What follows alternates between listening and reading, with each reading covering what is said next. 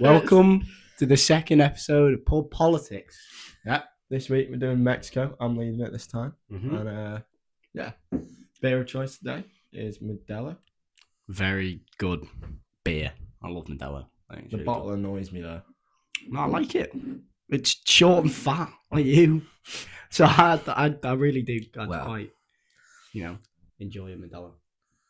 Right. I'm going to ignore the short and fat comment and get into it. There's only a bit. Right, so satire. Just a bit of overview to start.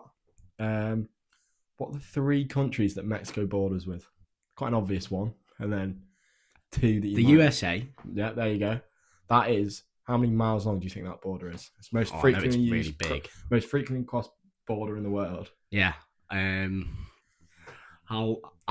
really bad at distances. Like, I don't know what that means, but I'm going to say like 200 miles. 1,952 miles long. I was not far off, really, if you think about it. Just a few thousand miles. Yeah, just double it a few times and you'll get there. Obviously, Mexico in North America as well. People forget that it's part of North America. You just assume that it's just America and Canada, but it's not. But it's kind of Central America as well. I mean, that's not continent. Yeah, it leads into it. I mean, I think it's also because of the culture. It's seen as in like Mayans, seen with Spanish, isn't it? Yeah, it seems. But so you said three. The one in the southern border. Mm-hmm. There is a map right there, but I actually can't see it. I've got one contact lens in. Seems a bit stupid. Yeah, it is a bit. Well, last night, right. Funny enough, I forgot to put my contact in the right place. Anyway, is it Honduras? No. Guatemala? Yeah, that's one. And then the other one. It's not Nicaragua, I don't think. It's another. It's got to be on the southern border as well, right? Yeah, it's on the southern border. Belize? Yeah, it is. Well done. Get in. Right, so yeah, they're the borders. Obviously, I'm not really going to talk about the southern border. It will be more about the northern border, which I think most people would understand why. Yeah. But a little bit of the background in terms of the current government is the president is Claudia Sheinbaum. A woman? Yeah, a woman. First female and Jewish heritage president in power in Mexico. She's part of a centre-left party called the Morena Party. I don't know if that is how you say it, especially with Claudia. I might just call her Claudia. Do the accent, I reckon. No. All right. I don't want to get cancelled. Be boring. But yeah, the Morena Party, it was established by the left-wing direction that the country's been going was established by her predecessor. And some of the policies that Claudia has... I'm only saying Claudia. I don't know how to pronounce her surname right, so I'm just going to stick with Claudia. But she's include like universal healthcare, one of her policies. She's a champion of LGBT rights. I think she was the first president to go on a pride march, I think, in Mexico.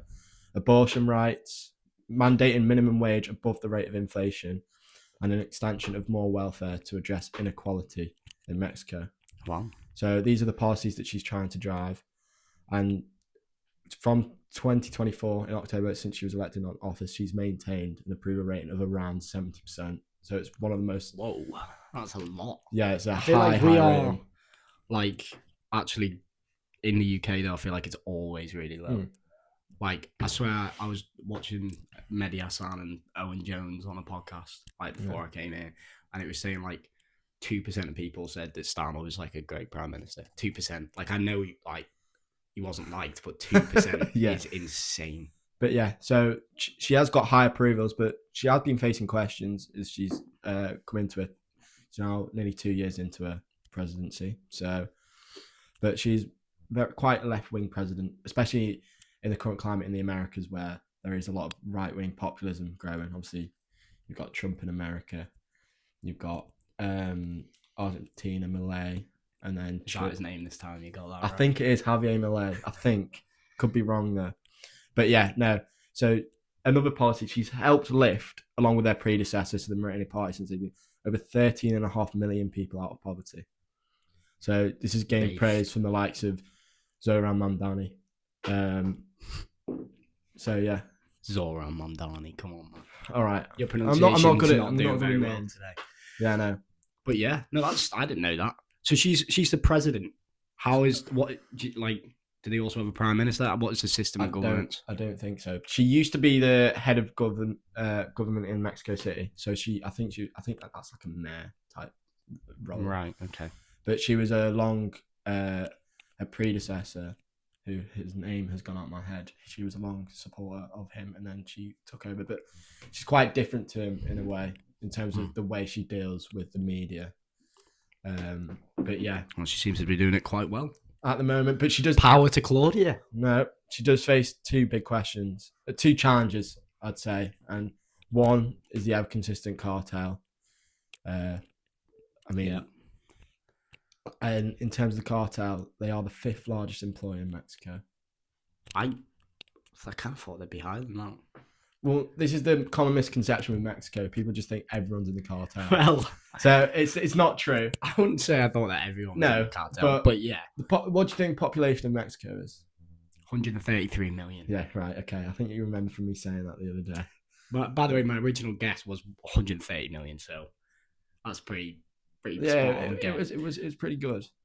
It's pretty good, but she does face obviously hostility from the cartel, as you would imagine. I mean, do you know what the actual definition of a cartel is?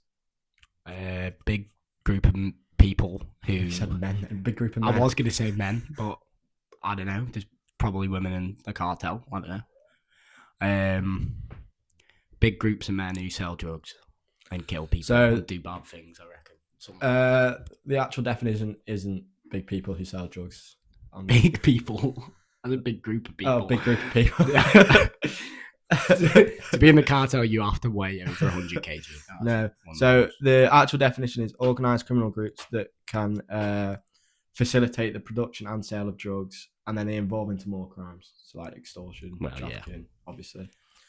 But yeah, the other challenge that she faces is Donald Trump and his growing kind of trying to be more authoritarian in other countries. Well, yeah. You saw. You'd be terrified. Yeah. He's coming for Cuba next. I think. You see what he did with Venezuela. Yeah. So, yeah. To be fair, I'm surprised he hasn't really said that much about Mexico. I mean, no, he hasn't. Canada, the 51st state. Obviously, we'll get into. Went after Greenland. He's going after everyone. But he hasn't really, obviously, the border. But the border. Is that border wall still getting built? I don't think so, because I think that was in his first presidency. I know, but I'm sure, I swear it didn't just start getting, Biden didn't start tearing it down. Because it costs so much money. Yeah. No, there is part of the wall. I think there's, it's halfway across. So then I'm sure they're all just going to go across the big, empty, no fence line bit. That's how migration works.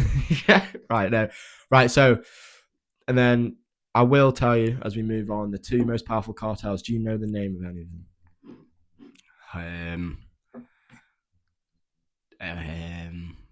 Didn't you say wasn't it like KGMT, or are they the people who sang Kids? I think no, that's MGMT.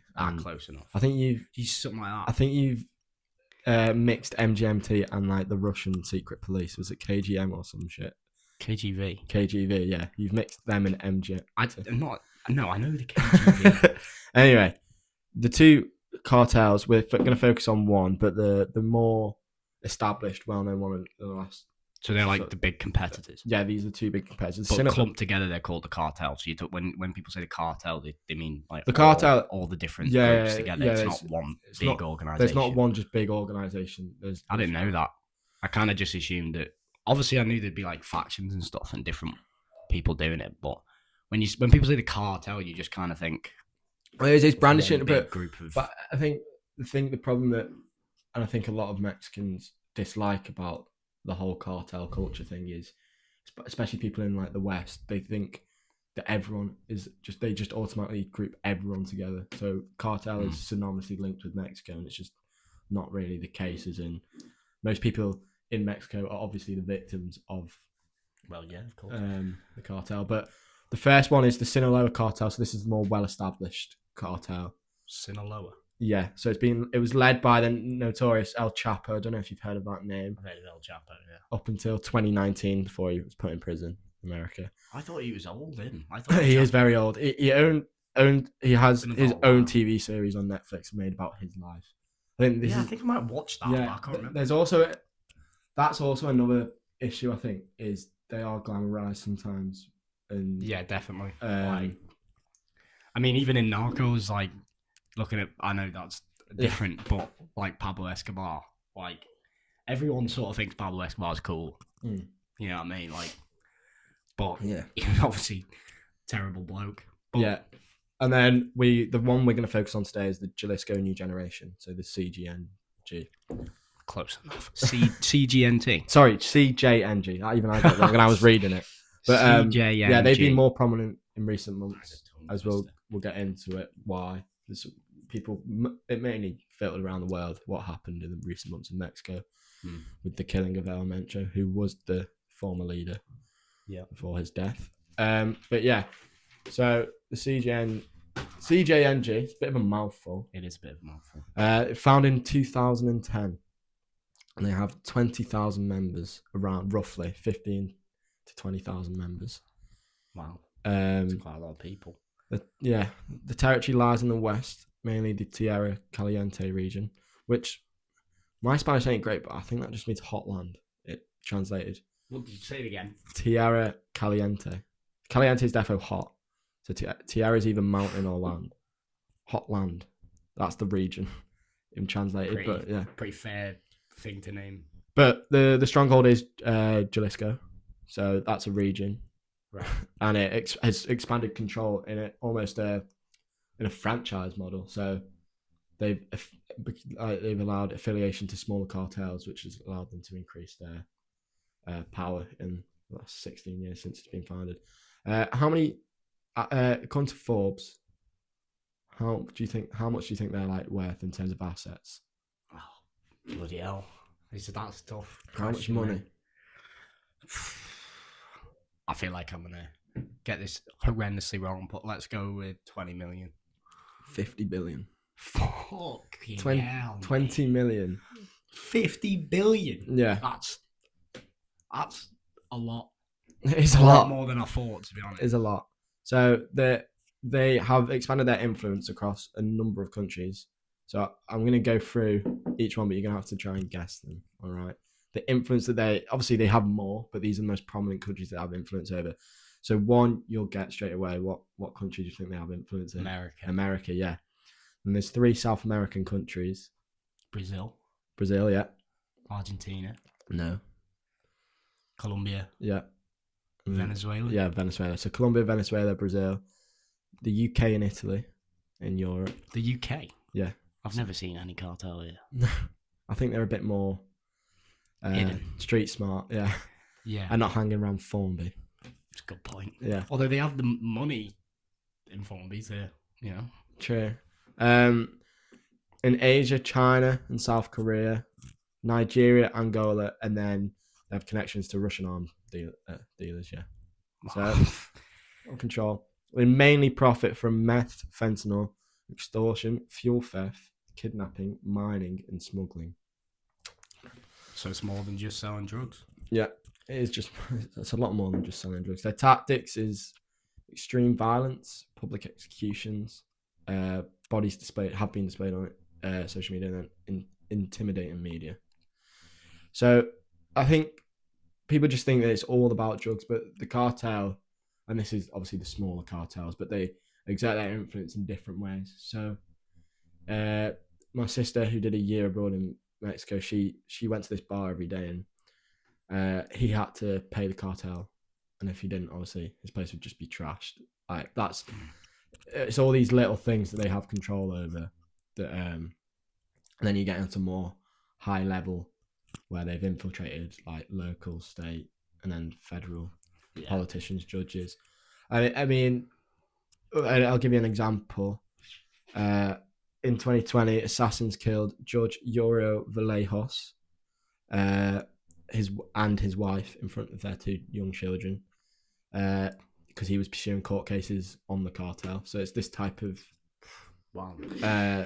sort of it's more than just extreme violence, but also intimidation for any other future judges that want to do it. Mm-hmm.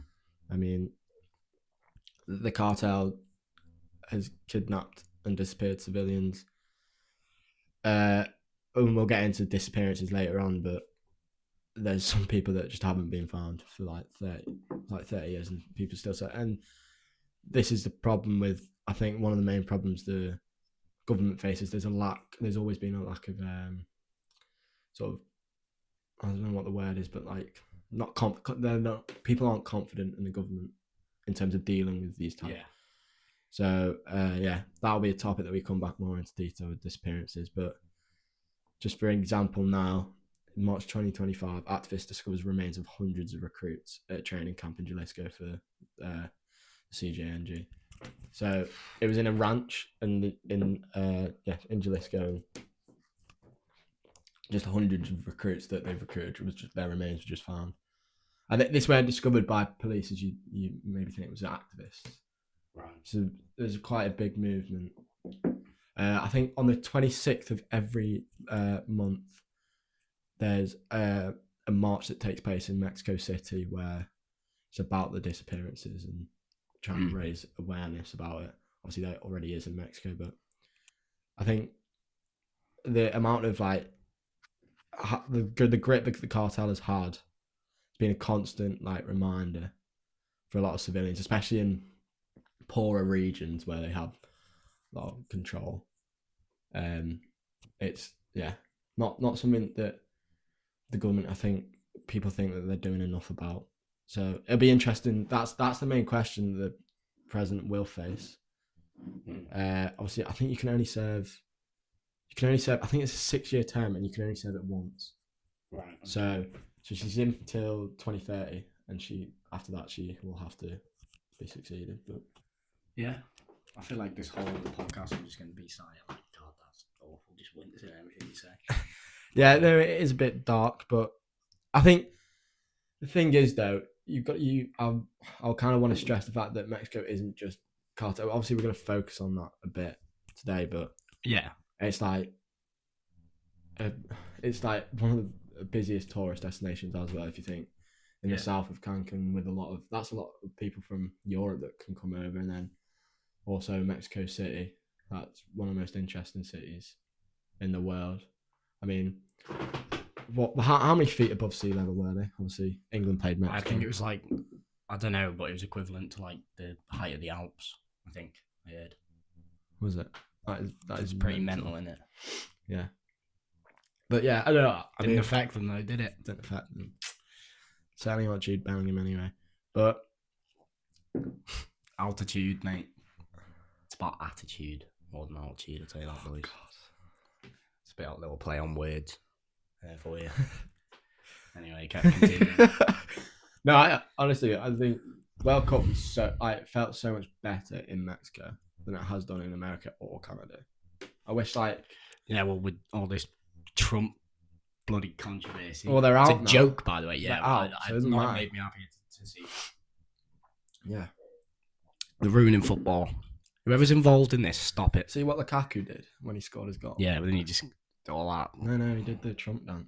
Oh, did he? Oh, that's sick. Yeah. To be fair, the whole team always rated Lukaku, mate. True blue. True blue.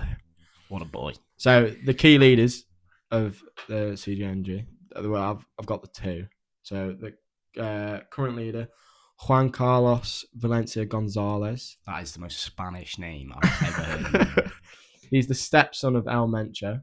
Yeah, okay. AKA L03, I think his name is. L03? It's government name? No, it's not his government name.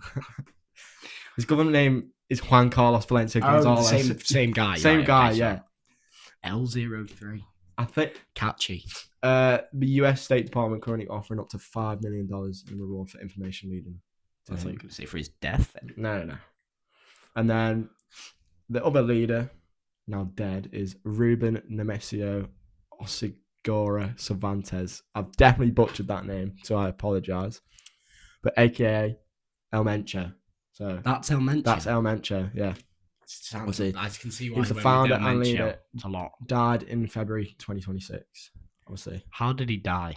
Well, we're getting on to that. Oh, sorry, I'm jumping. You jumped the gun.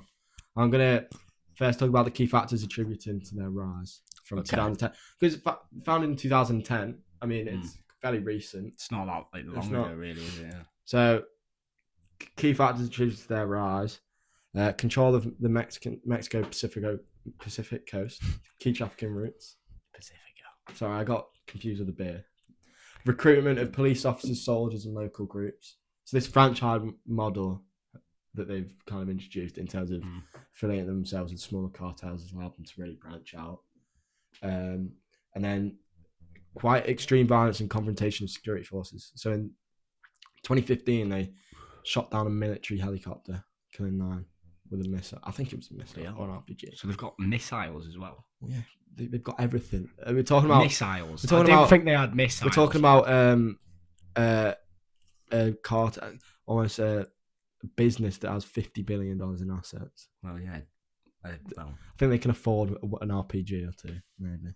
I don't know how much the retail price of an RPG is these days. But inflation's gone mental. No one can afford RPGs anymore, mate. This country. No, we can't. But right, a little bit onto El Mencho and the fallout from his death. So background into him: born in 1966. Topical, yeah. Comes from a farming family in Jalisco. Served time in US for drug charges before establishing the CJNG power today. Former state policeman. Served time in the US? Yeah, for drug, because he moved to the US. And then he was found guilty of drug charges. He's a former state policeman. There's a common link here with law enforcement and how they've moved into cartel, especially in the poorer regions. I don't think the money that you get being that's what I mean. But is that just because they bribed them and then sort of like infiltrating? Or they see that I think they either bribery, but they won't get to the top by just bribery. It's all. I think it's about seeing opportunity. But to make more money. I think obviously that in that situation they're trying to recruit. Law enforcement seems like a good. Like a choice of people that you'd absolutely. like to have in the cartel. I think it's also leader. For they know the way around an AK-47. Yeah, what I'm trying to say. And also, it's the intimidation that comes with it, obviously, and the money that you're getting as a state policeman. I don't think outweighs the impending danger in terms of some of these regions that they'd have to be. So if they take bribes, you can't beat them, join them. Yeah. You know, that's what they say. Yeah. Historically, that's what they've said anyway. So. If you can't beat them, join them. I'm not saying join the cartel. Don't join the cartel. Well, it's El Mencho's power. What do you think his net worth is? I think I told you this. I think you did, but I can't remember. Considering you said the whole cartel was worth 20 million, I think, yeah. Well, if you said the whole they had 50 billion worth in assets, right? Yeah. So it can't be more than that if it's just El Mencho as a guy. So it's got to be like 2 billion. No, it's between 500 to 1 billion. That's what in 2019 Carl Murray. Do you mean 500 million to a billion? Sorry, did I say a billion? You said 500 to 1 billion. 500 million to 1 billion. Yeah, right, is his net worth. It's quite loose, but that's what. No, it's not even that much, man. Honestly, El Mencho should have got his money up. Head of the DEA, Carl Murray, said this in 2019. He was tasked with locating El Mencho. I don't know if he was the one that eventually did in 2026, but it was with the American DEA. Yeah, in 2019, Carl Murray, head of the DEA. Hank Schrader. Yeah, but we're talking about a death that ended one of the longest manhunts in Mexico's campaign against organized crime. So, how do you think his location was found? He told me this. He was seeing a lady friend. He was seeing a lady friend. He was seeing a lady friend. Seeing a lady friend. Yes. So location was found. Was she like a spy? No, they tracked her movements to him. So, his location was found after tracking one of his lovers who he met with in Tapalapa, a tourist hotspot. Tapalapa. I like that. A tourist hotspot. So, if you ever get the chance to go to Mexico, maybe visit Tapalapa. I want to go to Tapalapa now. So, a 5-hour gunfight. Ended. 5-hour gunfight ended with El Mencho dead, along with numerous henchmen and Mexican security forces also. So from both sides there were deaths. His power was kind of embodied in the days and weeks of unrest that followed.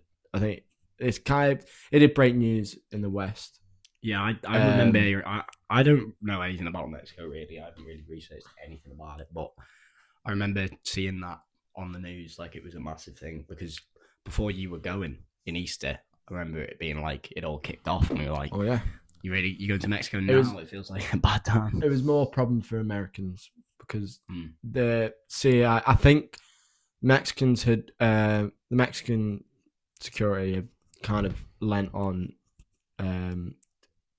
info from America, the CIA, and there were a few kind of obviously the Americans tried to take credit a little bit. That originally when it was first reported, it was the US, and then it became clear that it was Mexico.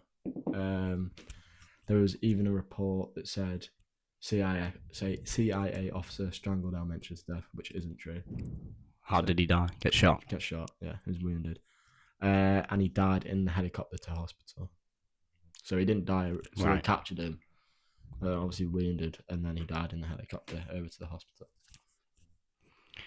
It's just a mental concept to me that you'd like be in a gunfight, and then as soon as you kill him, you got like be like, oh, get the no, ambulance get him to the hospital. Yeah, it's like especially a mental concept, especially a 5-hour gunfight. Oh no, we've shot him after 5 hours. After 5 hours. Oh no, we shot him. We need to bring him to the hospital. Yeah. Well, I just like obviously I understand why they've got to do that. Yeah. So it's a bit daft if you ask in the days and weeks that followed, roadblocks were a common tactic. Roadblocks? Not confused with the game. Of the cartel. It sued in 20 states with 252 incidents reported, from gas station attacks to burning vehicles to disruption at even Guadalajara airport. So that grounded a few, I think, Delta and what are the American airlines? I think one might actually be called American Airline. Well, probably. Yeah. Delta. So they grounded a few times like that. And it kind of came at the wrong time for Mexico. Especially, it was a critical time with the world watching on, especially with added interest, considering that they had the World Cup, as we do now, which has been a success in Mexico. Yeah. But his funeral was held a week later. Heavy presence from police, as you can imagine. But the main focus was the elaborate procession. So his coffin was fully gold.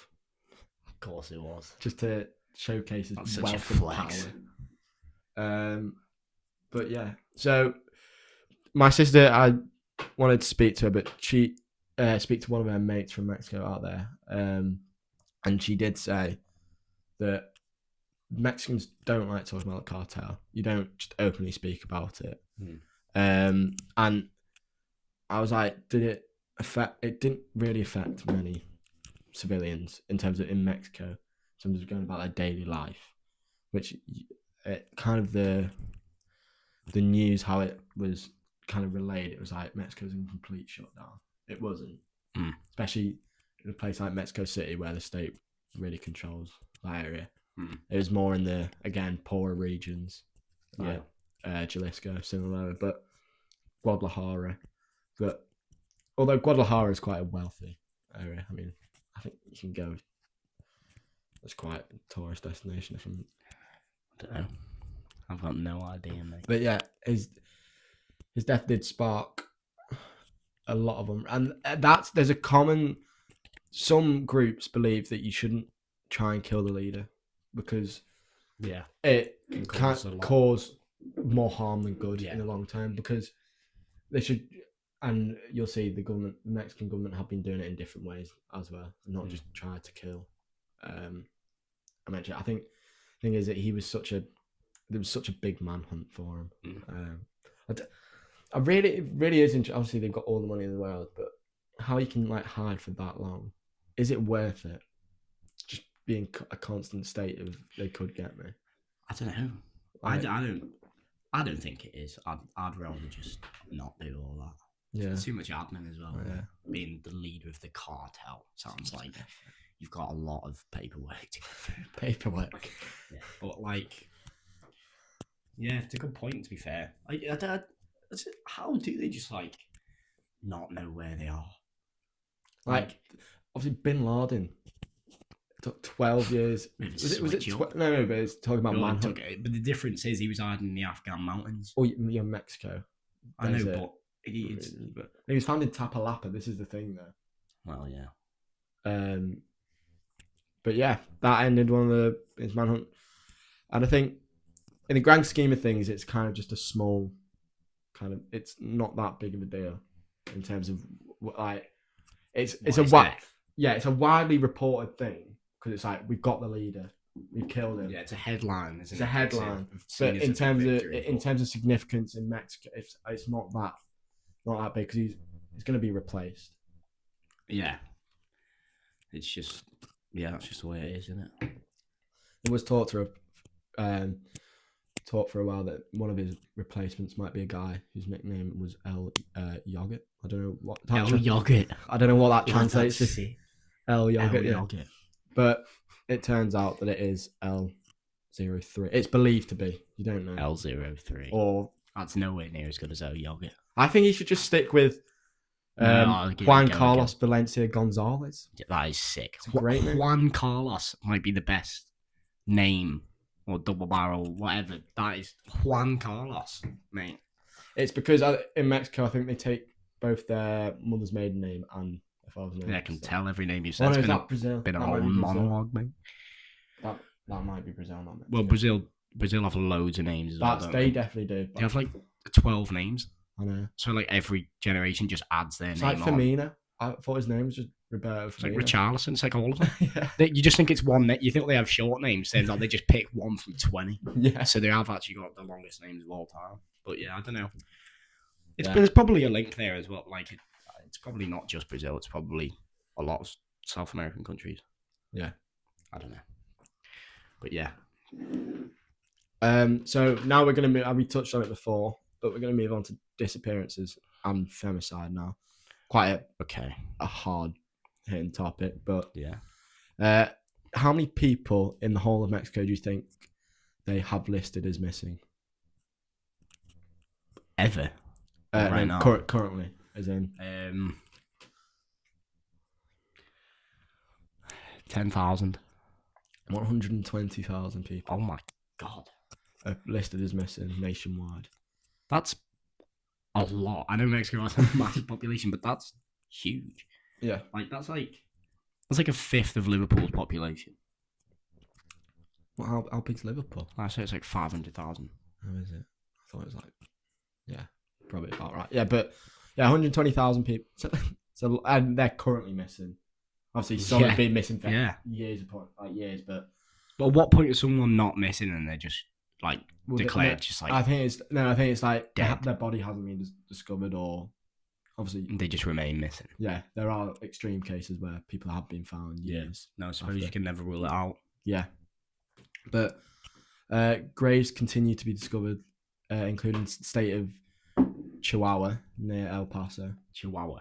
Yeah, near the El Paso border, as people have started to move away from traditional border routes in recent years in the northern parts, because obviously it's increasingly harder to get into America, so they travel along much harder routes, basically.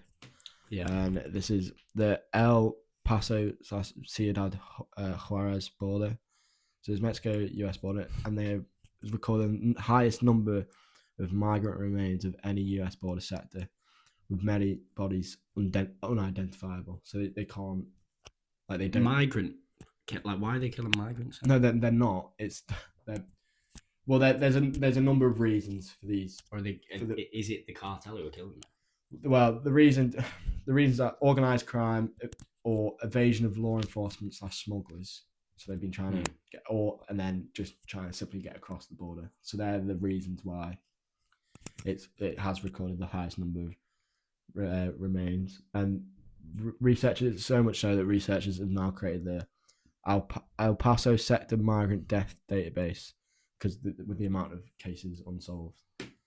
So a whole new database. Yeah, I mean, 120. Grasping the fact when I read it, 120,000 people missing. That is pretty inconceivable. And I think the problem is that like local police or like border forces faces, it's not just one reason why they could be. It's like a multiple. So that's, and especially when I don't think the chances of you successfully getting into the US as a Mexican is relatively high in the current political climate. Yeah. But obviously there's more opportunity. So you can see where El Paso, can you see on there? So it's that border. Right, okay. There. So, yeah. But there have also been, we'll focus on Ciudad Juarez because there's also a big, it's been in a lot of media. This is more 15 or so years ago, but the femicide rate there is astronomically high. Decades-long patterns of murders and disappearances of women and girls that sort of began around 1993. So many victims that have been recovered have suffered sexual violence, torture, and strangulation, with 500 girls known to be killed between 1993 and 2011, but thousands have been reported missing. So most of the victims are between 15 and 25, and they sort of work in export factories. Along the border, you have like sort of these duty-free factories that these people will work at, but to get to work on time, they have to travel before dawn and then after dusk. So it's in when there's no daylight. Yeah. And there's not really a single explanation why, but researchers suggest that there's multiple offenders and different types of crime, from trafficking to like corruption to even like just entrenched misogyny in that region. And people have been really getting angry, and investigations have been slow, inconsistent, like negligent, and international bodies such as it's CEDAW committee. They've called for reforms because I think it's been a real problem, especially around 2011 when it all came. Well, it didn't come to light, but there was a real prominence around that time. It's still happening now, but not. It's declined in recent years. Same extent. Yeah, that's another thing I did not know. To be fair, I didn't even know the term femicide existed until you told me about this. Yeah. So femicide is like the murder of women, basically. Genocide of specifically women. Yeah. So I mean, if you want to read up more on it, I'd check out Ni Una Mas, which translates to Not One More. They do brilliant work in advocacy and improving protections. Obviously, they need more help. I think it's all about raising awareness because, I mean, maybe it was a bit before our time in terms of 2011, but it's didn't not know. Far away. I mean, but in terms of we wouldn't be reading about that instead. Oh no, so, but you know, like it's not distantly far away. It's still completely relevant to our, you know. Yeah, it's another thing. We could go on another rant about education again, like we did in the Yugoslavia episode. But it's true. It's like. Just why, but like people should know these things. Yeah, it's. And I think if you bring, that's why we're here to tell you guys. Yeah, if you bring more attention to it, then hopefully it also helps raise awareness, and then with awareness becomes more potential for money to try and solve these issues. But yeah, so it's not just money that will help. I think it's an entrenched problem. Well, yeah, it needs but fixing. But also we talk about. Raising awareness. There was a scandal in 2010 from MAC, so the makeup cosmetics brand. Mm-hmm. They were embroiled in controversy after themselves and fashion label Rodart, I think that's how I say it, or Rodarte, I could be wrong, designed a very provocative collection which they say was inspired by a road trip through Juarez and also like the border, that sort of strip. And several very odd thing to base a line of makeup on, I will say.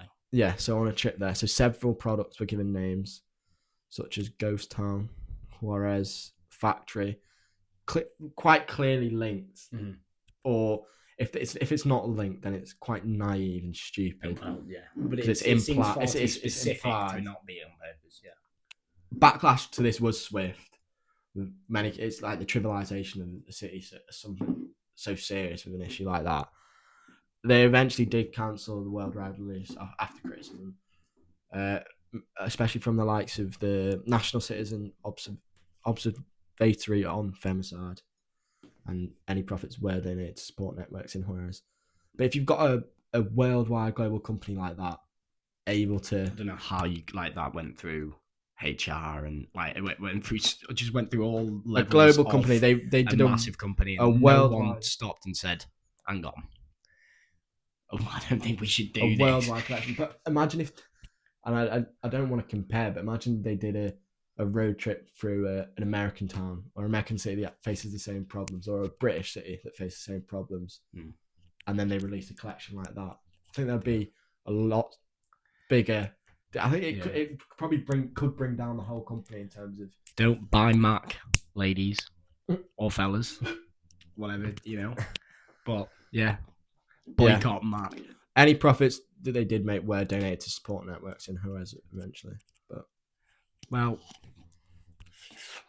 fair enough. Yeah, still don't buy Mac. Still, it's I think in terms of how, as you say, how it can be released and go through all them checks, it makes you think, like, and it inspired by a road trip through, like, it's just a naivety and a lack of just care or education on yourself or just understanding. But yeah. So we're gonna go back to law enforcement in question if the government are doing enough, and we're going to look at how Claudia, I'm not going to say a second name, how she's trying to tackle it. So she has 4 main pillars to how she tries to navigate this, and this is the expansion into intelligence gathering, efforts to focus on criminal logistics and finances, targeted operations on meth laboratories, firearms, and high-impact arrests. The use of military and National Guard to operations in states with high cartel violence. So this will be Sinaloa, the Jalisco region. And then prevention programs. So education, reducing poverty and more opportunities for young people. Yeah. Because, I mean... That's 100% part, like a huge part of it. If you've got an 18-year-old in a region such as Jalisco, would you rather work a job for barely nothing, or you'll see the money that... 100%. That, I mean, that's just a more general point. That's like poverty is one of the main reasons for all like crime. But as you say, even just a financial incentive, it's like, I mean, you said it was the 5th biggest employer. Clearly, people are seeing it as, that's a valid life option if you want to, get more money and not live in poverty your whole life. Absolutely. So, makes sense. So I'm going to look at if you take a look at the statistics, so this was found this on Reuters. So since she took charge in October 2024, the first several months, 21,411 arrests, 157 tons of drugs seized, 10,962 firearms seized, and 1.2 tons of fentanyl. Seems quite good. Plus millions of pills. By early 2026, there was a 40% reduction in daily homicide rate. So in 2025, it was the lowest rate since 2015-16. But she did still face challenges in regions such as Sinaloa and Jalisco. And critics argue that corruption and weak judiciary continue to just undermine any efforts that are put forward. Because it's a long-term... Obviously, she's only in until 2030. Yeah. I think the problem is, and she even faced this, like, you have one president come in and they have a different approach. Yeah. Completely. So I said she's not similar, but came from the same party from her predecessor, and she abandoned his kind of, it was hugs not bullets. Well, that was the... Hugs not bullets. Wait, what? That was his kind of slogan. I for this. You were describing a type of bullet. Hugs not. No. All right. Yeah, no, hugs not bullets. That's based. Yeah. But she just moved away from that, really. And this is as I say, with the 4 pillars to the approach. There's obviously a long way to go, but in 2 years into power, she has hovered between 75 to 85% in approval, with a This is in Spanish. I think it's The Finance in English, but Well, that poll has placed her 80% throughout 2025, making her one of the most popular leaders in the world. And then I looked at a wider one. I think she was like the third most popular in the world, just behind, I think, the Indian. This was done by an American poll group. So we placed India, and then I think it was either Argentina, then Mexico. But yeah, so she's doing okay by all accounts in terms of polls, but so it can change. I think one of the main things that you've got to target is, obviously the world was looking at Mexico. It's a bit similar to, the World Cup in 2014, these type of global events that these countries get. Yeah. You kind of really got to focus, you've got to focus on what happens after these events leave. So World Cup's now finished in Mexico, obviously why the World Cup's not done, but in like the next 2 years, you need to come back and look at it, because if it's just like kind of clean up while the rest of the world is watching you, then that process is just going to be undone, isn't it? So hopefully it's not. I don't think it will be, but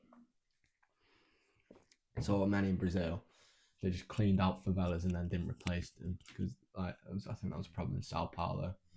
But overall, she's doing okay, and I think the cartel is obviously there's always going to be, especially geographically where Mexico is, there's always going to be cartels and like fentanyl and meth production.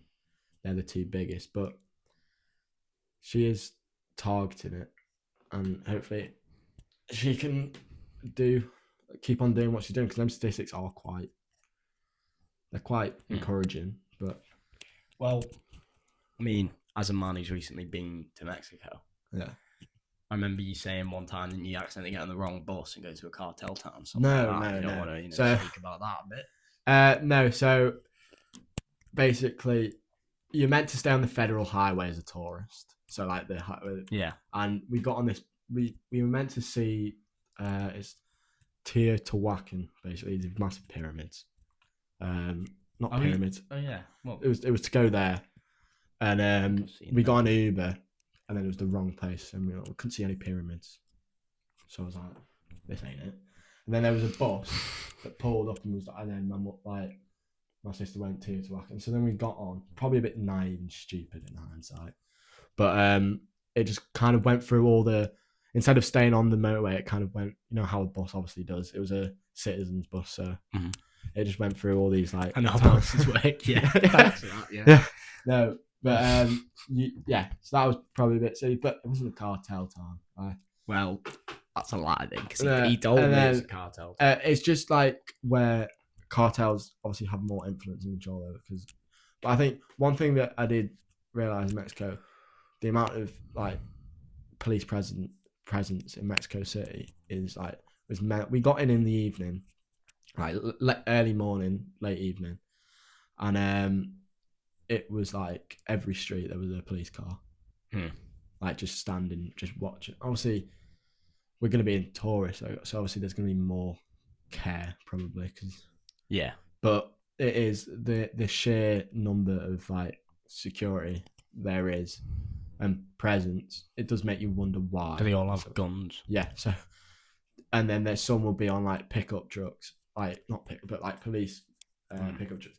And there's just AKs standing up while the cars. And it's not a culture shock, but it's something different. That's for sure. Well, yeah, it's definitely different.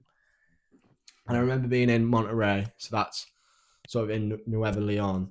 That's kind of Nuevo Leon has got a bit of in sort of the north towards the border, because it borders America. And there was there's a place called Independencia, which you can't go into, and it was these like houses for like the poorer parts of the city, and then all of a sudden at the top there'd be these really nice houses. So sort of almost looking down on and it makes you wonder who actually lives in there.